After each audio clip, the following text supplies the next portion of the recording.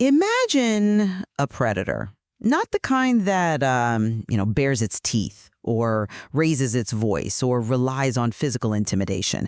Imagine a predator that actually manufactures fragility. A very different kind of threat. Exactly. Someone who walks into a room, shoulders slumped, sighing heavily, projecting a shy, introverted, or even deeply depressed persona. You ask if they are okay, and they look at you with exactly the right amount of sorrow and say, "I'm fine. I'm just used to people not caring." Oh, wow. Right? Let me be clear. That is not a cry for help. That is a highly calculated trap. Welcome to the debate. Welcome, everyone. Today, we are decoding the hidden, chilling world of covert narcissism. The central question we are tackling today is this: is the true danger of a covert narcissist the calculated, predatory extraction of power and emotional supply through this manufactured vulnerability? Or is the core devastation found in the subtle, systematic hijacking and destruction of the victim's reality and nervous system? Right. I represent the behavioral profiling perspective. I view covert narcissism as a highly calculated algorithm of extraction. Tactics like passive aggression, feigned incompetence, and playing the ultimate victim are, well, predatory tools deliberately deployed to secure control over another human being. And I come at it from a completely different way. I view the core danger entirely through the lens of the victim's internal experience. This isn't just about a manipulator running an algorithm. Then what is it? It is about how these invisible, deeply confusing red flags hijack a highly empathetic person's nervous system. The true devastation is the profound identity erosion and the absolute somatic nightmare of constantly walking on eggshells where your body registers danger long before your conscious mind can name it. Right. Well, to really understand this, we have to look at the mechanics of the covert narcissist's grandiosity. Clinical frameworks establish that narcissism is fundamentally a predatory system designed to extract what we call narcissistic supply. Essentially, validation, attention, and control. Precisely. Covert narcissists possess the exact same overinflated, grandiose ego as the loud, boastful, grandiose narcissists. But their ego is incredibly fragile. Because they lack the overt bravado to demand the spotlight, they mask this grandiosity under a guise of being chronically misunderstood, shy, or victimized by the world. But it's a very effective mask. It is, but do not mistake that introversion for weakness. The source material, including recent clinical studies on personality and mental health, confirms that these individuals consistently execute deliberate devaluations. Oh, they definitely do. They are specifically engineering their behavior to extract strong emotional reactions from their targets. To the covert narcissist, your frustration, your anxiety, or your deep, exhausted empathy functions as a primary reinforcer.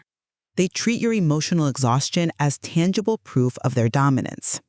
I hear that, but focusing purely on their calculus completely misses the psychological toll it takes on the target, which is where the true horror lies. How so? Well, the abuser's strategy is entirely secondary to the systematic destruction of the victim's reality. We really have to look at the neurobiology to understand why this is so devastating. According to Stephen Porges's polyvagal theory, our autonomic nervous system is constantly scanning our environment for safety or danger. That's a process called neuroception, right? Yes, exactly. With a covert narcissist, the subtle manipulations, the shifting goalposts, the sighing, the chronic invalidation, they trigger a profound threat response. The victim's nervous system shifts into the sympathetic fight or flight state, or worse, the dorsal vagal shutdown. And this happens before they even realize it. Yes, long before their conscious brain even registers that they are being abused. Let's break that down for the listener. What does that dorsal vagal state actually look like in the context of this kind of relationship? It looks like paralysis. When the brain detects an inescapable threat, which is exactly what covert psychological abuse feels like, but you can't fight back or run away, it drops you into dorsal vagal shutdown. Which is purely physiological. Entirely. Your heart rate literally slows, digestion stops, a thick cognitive fog rolls in, you become immobilized. And this is the biological root of the fawn response. The victim is forced to continuously placate the narcissist just to survive the day.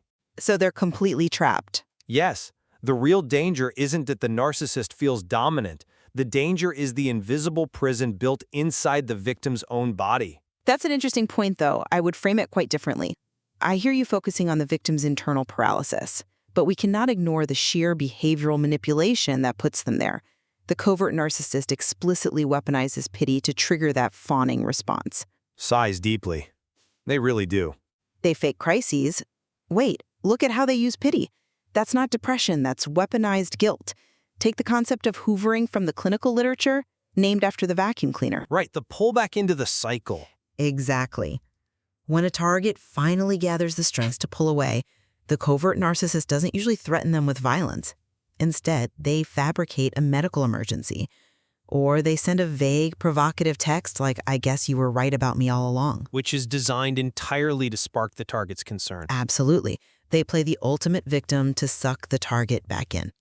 I have to ask, at a certain point, are victims simply failing to recognize the cold calculation behind these tears? Are they refusing to see that the fragility is actually a weapon? This is exactly what trips victims up. You're framing it as if the victim is just willfully blind to a con, and that fundamentally misunderstands the trauma dynamic. Okay, well, explain the dynamic then. If you're listening to this and wondering why wouldn't the victim just see through it and leave, you have to understand who is being targeted here. Victims of covert narcissists are very often highly sensitive persons, or HSPs.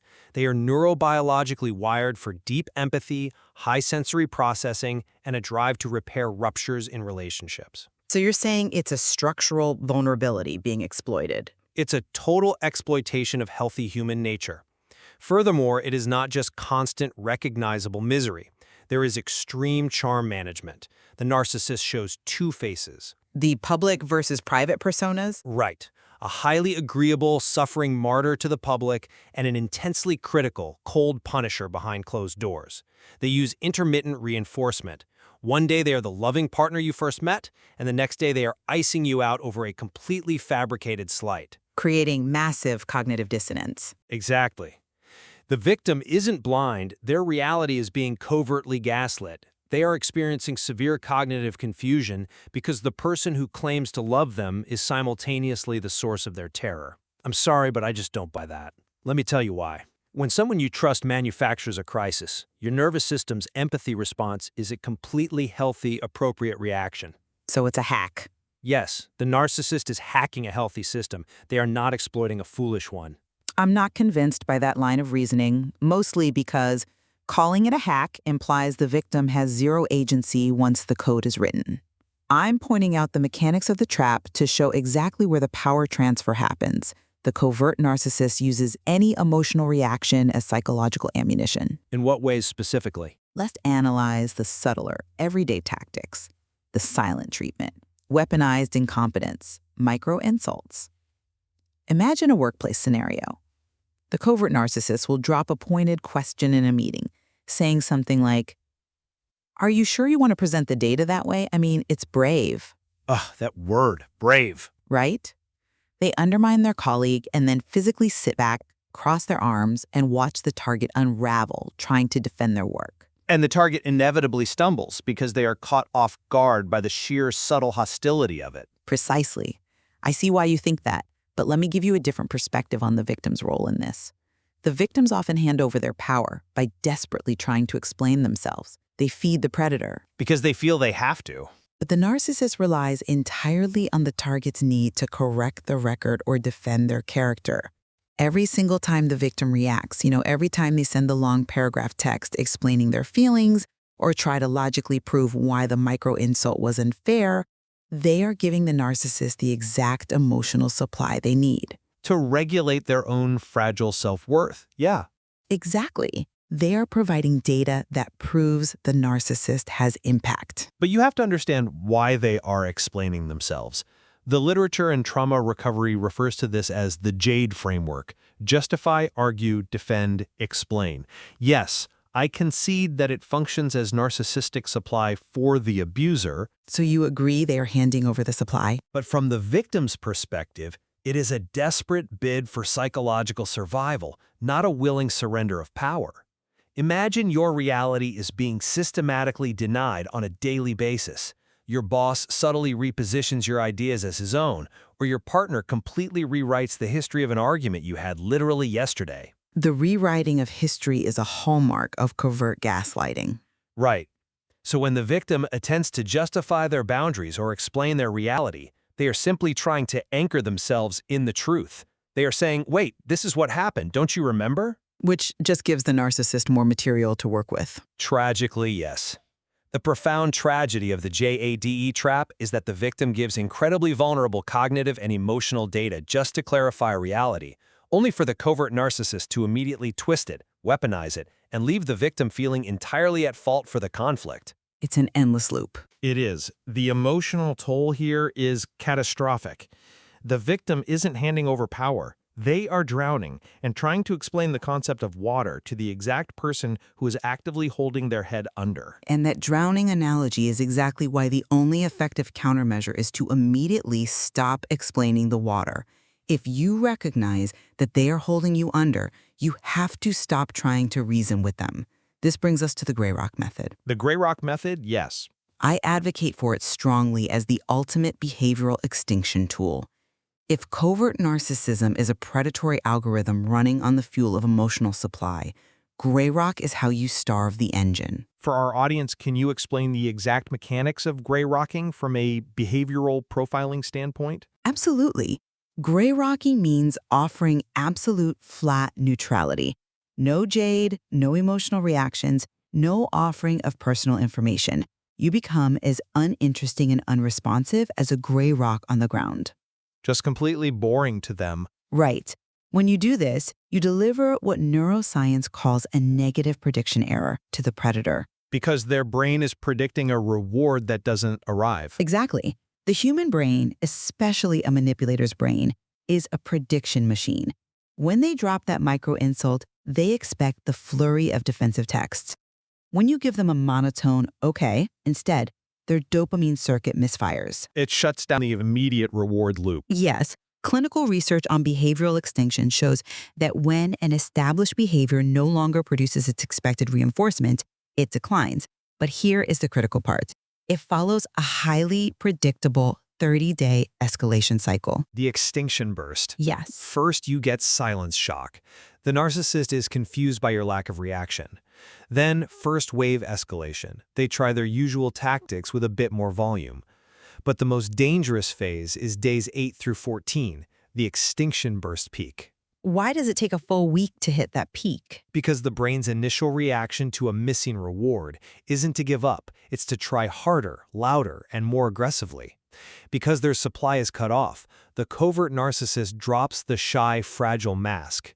They will use intense rage, threats of self-harm, or dramatic fabricated emergencies to force a reaction out of you. And that is incredibly hard to withstand. It is. But if you hold the line through that burst, you break their power over you. It is a highly effective tactical weapon. The psychological cost of that. That's a compelling argument, but have you considered the catastrophic internal damage of sustaining that flat neutrality? Damage in what sense? For highly empathetic people, prolonged gray rocking is a form of self-inflicted psychological violence.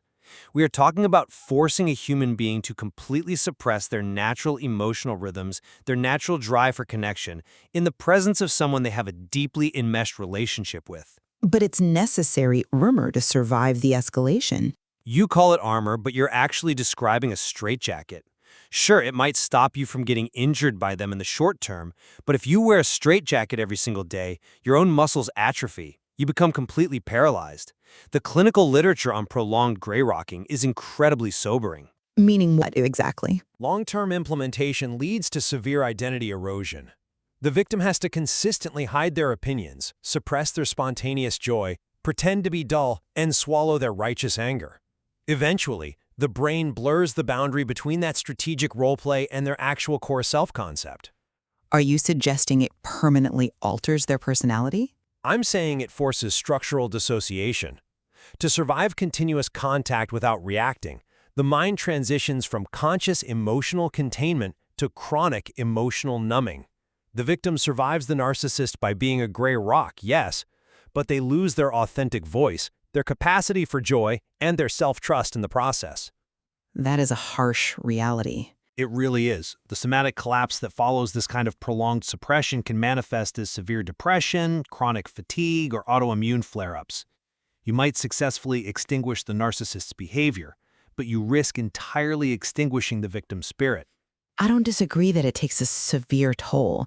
Suppressing human emotion is inherently taxing, but when you're dealing with a predator who uses your authenticity and your empathy as a weapon against you, that straitjacket, as you call it, might be the only way to restrict your movements enough to squeeze out of the trap alive. Squeeze out? Maybe, but the damage is done. Let's look closely at what actually happens during that extinction burst.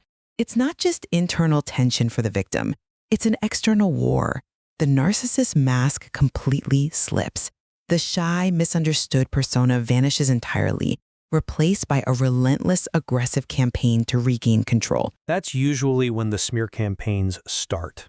Precisely, they orchestrate smear campaigns, spreading highly distorted, dramatic versions of events to mutual friends, family members, or human resources. They paint themselves as the victim of your cruel and unreasonable withdrawal. Which is, ironically, the ultimate covert narcissist move, playing the victim of the boundary you said. Exactly. They weaponize your boundary. And here's the brutal truth of the behavioral algorithm.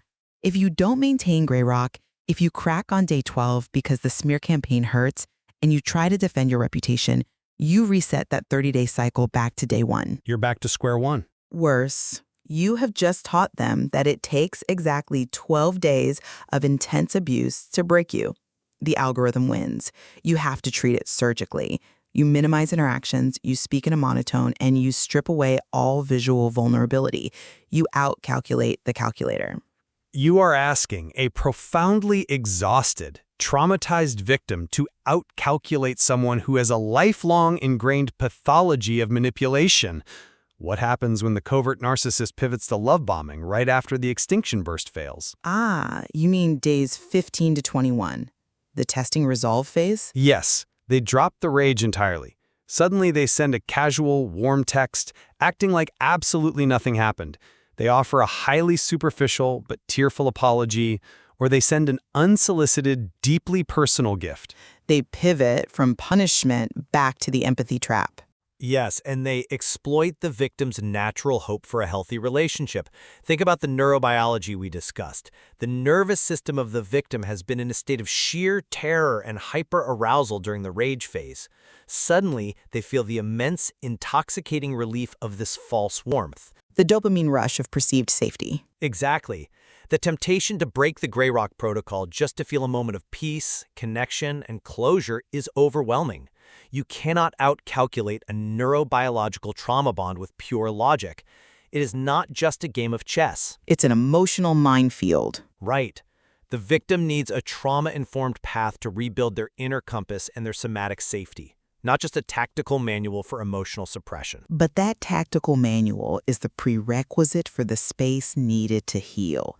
You cannot begin to do the deep somatic work while you are still being actively drained. If we summarize the reality of covert narcissism based on the source material we've explored, it remains fundamentally clear to me. This is a calculated extractor of emotional supply. The calculation is definitely there. And they hide their dark grandiosity and pathological need for dominance behind a carefully constructed mask of fragility, depression, or introversion. Recognizing this predatory algorithm for exactly what it is, a system designed to feed on your empathetic reactions, is the only way to strategically cut off their power. Provided you can sustain the defense. You have to. You have to stop falling for their weaponized guilt, shut down the supply chain with Grey Rock, and weather the brutal extinction burst. Tactical detachment is the foundation of survival. I agree that detachment is a necessary tool, but my summary remains fiercely focused on the internal devastation. The true horror of covert narcissism isn't the cleverness of their algorithm. It is the invisible destruction of the victim's nervous system. It's incredibly damaging. It is the insidious, deeply unfair way, an empathetic, competent person is slowly dismantled until they no longer trust their own memories, their own perceptions, or their own worth. While tactical detachment like gray rock can interrupt the active cycle of abuse, we must recognize the profound somatic toll it takes to perform that neutrality. It's definitely not a cost-free strategy. No, it's not. True survival and long-term recovery require recognizing this empathy hijack for what it is, honoring the immense weight of the trauma bond, and actively protecting one's sanity and core identity from eroding away. You don't just survive by becoming a rock. You survive by eventually finding a safe place to be human again. That is a powerful distinction, and I think it highlights the dual nature of this threat. Both of us absolutely acknowledge the chilling nature of this psychological dynamic. Whether you view covert narcissism primarily as a predatory algorithm mapping your behavioral weaknesses, or as a parasitic hijack of your empathy and nervous system, it demands extreme vigilance. It really does. The source material we've debated today contains even more layers to this dark relational trap, particularly in how these covert dynamics play out over decades in family systems. It absolutely does. The nuance in these interactions is staggering. The shifting masks, the subtle undermining, the way it infiltrates workplaces and friendships. There is so much more to explore regarding how to protect the mind and the body from this specific kind of invisible harm. We leave it to you, the listener, to reflect on your own relationships, your own boundaries, and your own reality. And the next time you encounter someone who walks into a room manufacturing fragility, perfectly broadcasting their vulnerability, just waiting for you to rush in and fix it. Just pause for a moment. Yes, pause. You might want to ask yourself if you're stepping into a relationship or into a trap.